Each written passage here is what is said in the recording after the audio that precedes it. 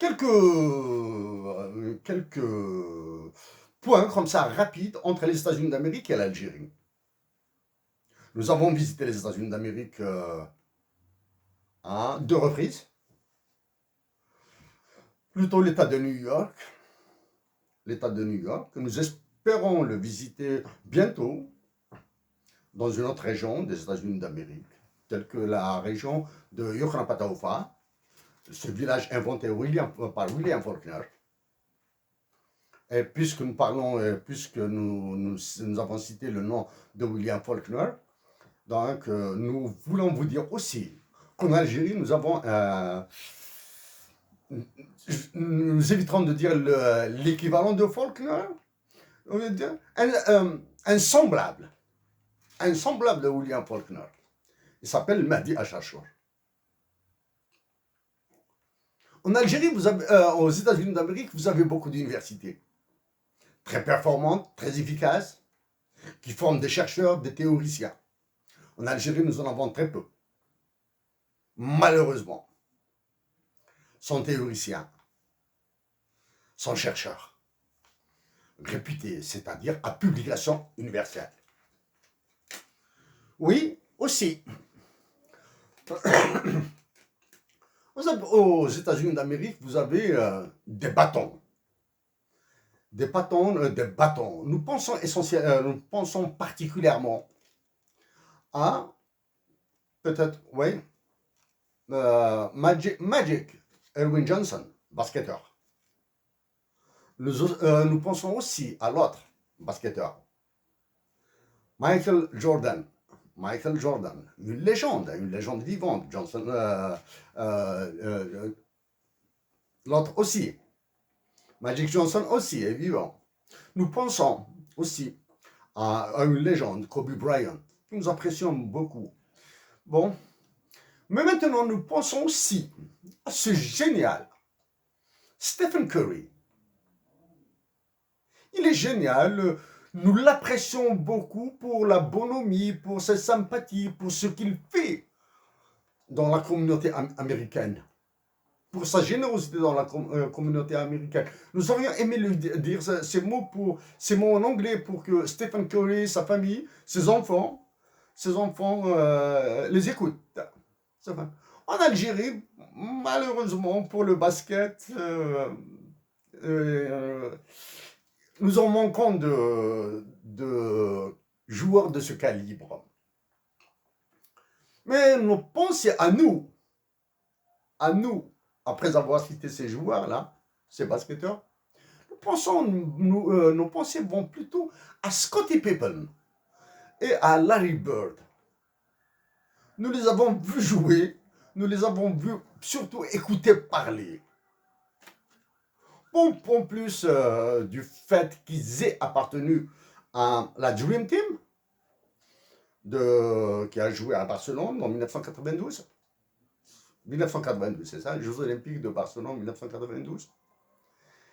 Ils ont cette gouaille, cette façon de parler, cette façon d'être utile à la nation américaine, à la jeunesse américaine, qui nous épate.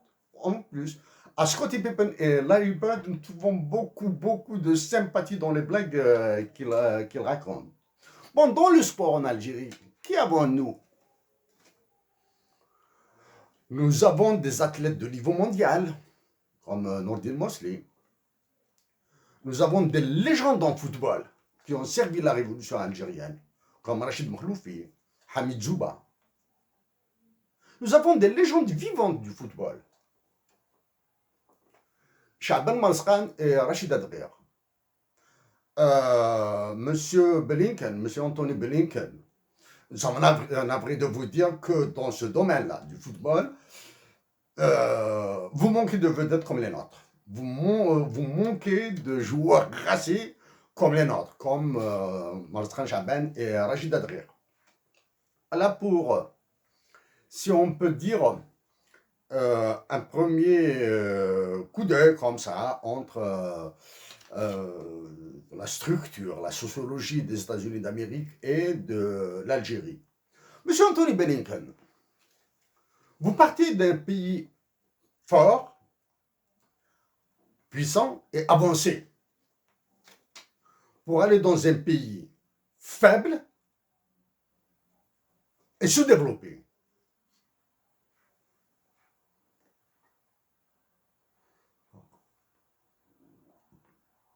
En allant d'un pays fort et avancé vers un pays faible et sous-développé, il y a une première leçon à tirer.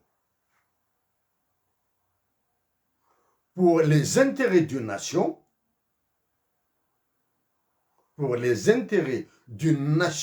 même l'apport du plus faible peut être immense.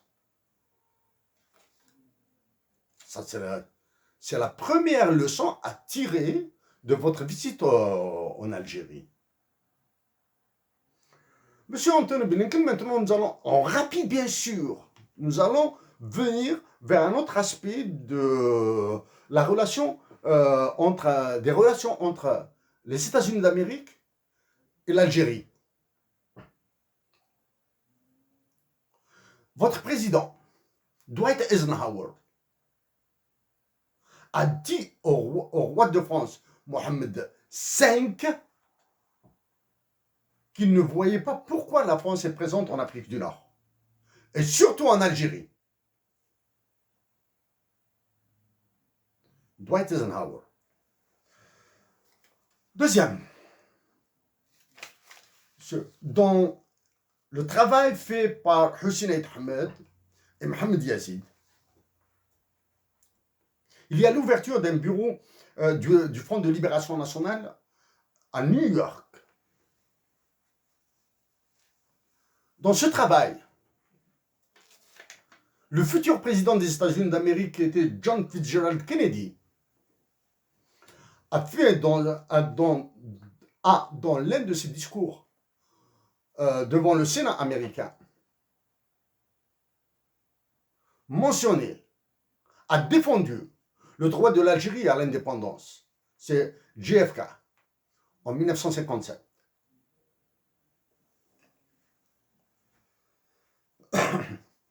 John Fitzgerald Kennedy, après son élection comme président des États-Unis d'Amérique, il a participé à l'accélération de l'indépendance de l'Algérie. Pour cela, nous vous donnons 4 dates clés, 4 événements clés qui se sont produits à l'Organisation des Nations Unies.